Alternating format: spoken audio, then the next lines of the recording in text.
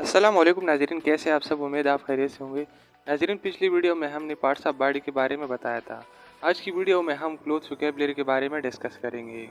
लेकिन दोस्तों, उससे पहले आप दोस्तों से एक गुजारिश, अगर अभी तक आप लोगों ने हमारे चैनल को सब्सक्राइब नहीं किया है तो बराए मेहरबानी हमारे चैनल को लाजमी सब्सक्राइब करें और साथ में दिए गए बेल आइकन बटन को भी प्रेस करें ताकि आपको ऐसी वीडियो मिलते रहे। तो चलिए स्टार्ट करते हैं। स्वेट।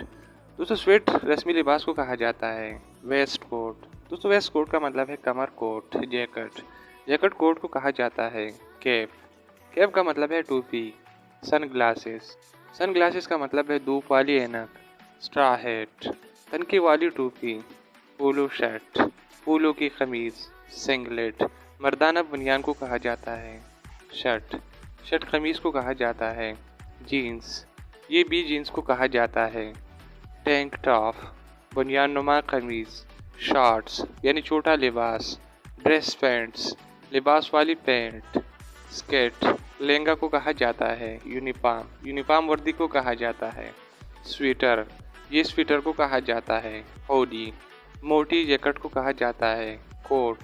ये कोट को कहा जाता है। Gym clothes. इसका मतलब है जिम वाले कपड़े। शीत ड्रेस यानी चुस्त लिबास। लॉन्ग कोट का मतलब है लंबा कोट।